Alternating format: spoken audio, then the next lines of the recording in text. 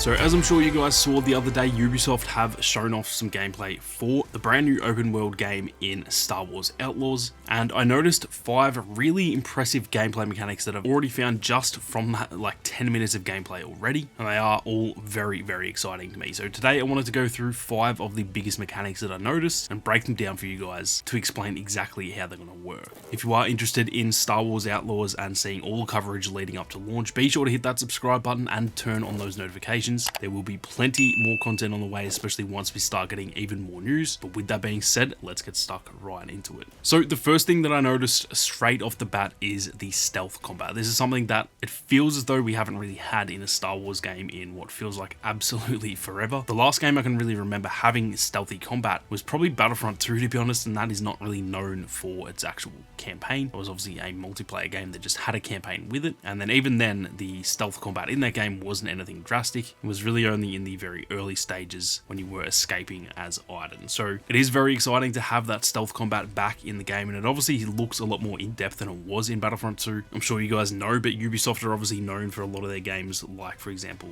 Watch Dogs and Assassin's Creed. They all have very, very good stealth combat in them. Now obviously they are designed by different studios than Massive Entertainment. That doesn't guarantee that that is going to be the case, but that can often be the case where even just a publisher can actually be known for having like a very similar style in a lot of their games, even if they have different development studios actually making them. And so take it with a grain of salt, but it is something to be slightly excited about, knowing that the same publisher that made games like Assassin's Creed, that is known for that really, really good stealth combat, is now making a Star Wars game. Obviously not the same devs, but the publisher in general, which is still very, very exciting to see. Now the next big mechanic that I noticed was actually the companion system, and this is obviously mostly focused on Nyx that we know of so far, but I dare say that ND5, the awesome BX commando that is wearing a freaking trench coat, he may be able to be used in the same way later in the game. I'm not too sure. That is more just speculation, but we do know that we're going to be able to use Nyx, who is the little, I don't even know what it is, almost looks like a little cat thing, and it is absolutely cute as hell. But he can actually be used by Kay Vess, who is the main character. So we can see here that you can actually use Nyx to attack different enemies. You can then even distract those same enemies, so rather than attacking one, you can just distract all of them at the same time. You can even use Nyx to interact with the world. For example, here he actually moves this like crate thing that is hanging on a crane, which then allows you to actually climb onto it and again sort of enhance that stealth gameplay. And so it seems like there's going to be a lot to do when it comes to playing as Kay and actually using Nyx to your advantage. Now the other thing is that you actually see him pick up a weapon and bring it to Kay, at which point she obviously can then use the weapon, which is a different blaster than what she has initially. So that right there is also a very exciting mechanic, the fact that you can just see a weapon on the ground and you might be taking cover from a bunch of enemies who are actually shooting at you, but you can get Nyx to actually go and grab that blaster and bring it back to you. So that right there seems like a pretty deep mechanic, and I'm very keen to get my hands on with it. And like I said, we know of Nyx already, but there very well may be the ability to do the same sort of thing with ND5. There may be missions where maybe you can use him and tell him to go and attack enemies, for example. So I really hope they flesh that out. That could be a really, really awesome mechanic for Star Wars Outlaws. Now the next thing worth mentioning is the reputation system that is briefly touched on sort of midway through this gameplay showcase. Now, this is similar to games like, for example, Red Dead 2, Fallout, some of the all-time great RPGs out there. They do have these reputation systems that essentially mean your decisions in the game actually have an impact on the game, the way that other enemies or characters in the game actually act towards you. And in some cases, they can even actually impact the ending of a game, where there are actually multiple different endings depending on how you play throughout the game. Now, I dare say it's probably not that deep with this game, because if it's going to be canon, it's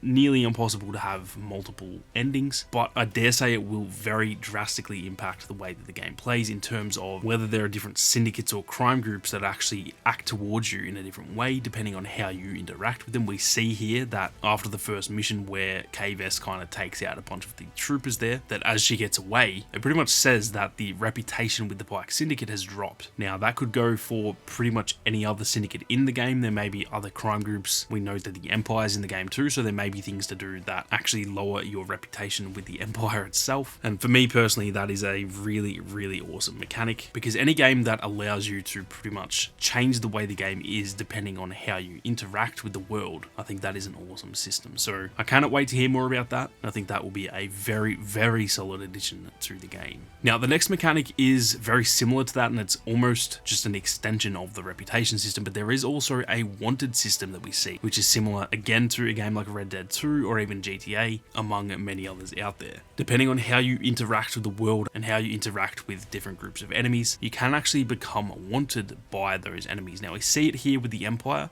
I don't know if it's going to be only the Empire, it may be the same thing where you can become wanted by the Pike Syndicate as well, for example. But we see that the way Kay actually interacts with the Imperial Trooper, she then becomes wanted and you're pretty much getting hunted down by the Empire. So, like I said, this is similar to GTA, where if you go around and just shoot a bunch of people in the streets, then obviously the police actively hunt you down. And then the other thing that we see further on is that as they take out more Imperials in the gunship there, you can see the little icon up in the top left actually going up, becoming more and more wanted as she takes out more Imperials. So if you just go on a massive killing spree and take out a bunch of Imperials, you may become so wanted that they start sending different groups of enemies after you. It may start as just stormtroopers, it may end up being like real higher ups within the Empire. It could be just down to sending like death troopers or whatever the case may be. So that is a very awesome mechanic and I cannot wait to see how in depth they go. Like I said, I hope it's not just the Empire. I hope that if you do wrong by certain syndicates, maybe they send bounty hunters after you if you do something wrong to like the Pike Syndicate. So that is an awesome mechanic and I cannot wait to see where they go with it. Now last but definitely not least, if anything, this is the most exciting of anything on this list. It looks pretty much confirmed that there is ground to air combat. Now that is something that we've been wanting in Star Wars games for a very long time, and it is pretty much all but confirmed in the gameplay here. Now there does seem to be a slight loading screen or like a little cinematic in a way when you get onto the ship and actually fly off. It doesn't look as though you are in control of the ship the whole time, so some people will be really nitpicky and say, oh, it's not really ground to air combat because there's a slight cutscene in between. But to me, it looks pretty much seamless. I think a lot of people wouldn't have even noticed that that is a cinematic. So to me, that pretty much counts as ground to air combat. But obviously, we will have to wait and see until the game actually gets a little bit more information and whether they actually talk about that being a proper mechanic. But it seems like it's so far. The other side of it is that it looks as though you can pretty much just even jump to hyperspace from anywhere. So you don't have to get on the ship and then travel to a new planet like you do in Jedi Survivor, for example. And when you do that, you just jump into hyperspace. It seems like you can actually just fly around and then at any point you can jump to hyperspace and travel to a whole new location. So that to me looks easily the most exciting out of anything they showed, and that says a lot because all the other mechanics I mentioned are very, very exciting as well. But this is something that Star Wars fans have been absolutely crying for I don't even know how long at this point. So I cannot wait to get my hands on this aspect of the game even more than the rest of everything that I mentioned in the video. I'm keen to hear though what you guys think of the gameplay reveal. What are your favorite mechanics that they've shown off so far? Be sure to leave your thoughts down below. But with that being said, thank you all very much for watching. You guys have a great day and may the force be with you always.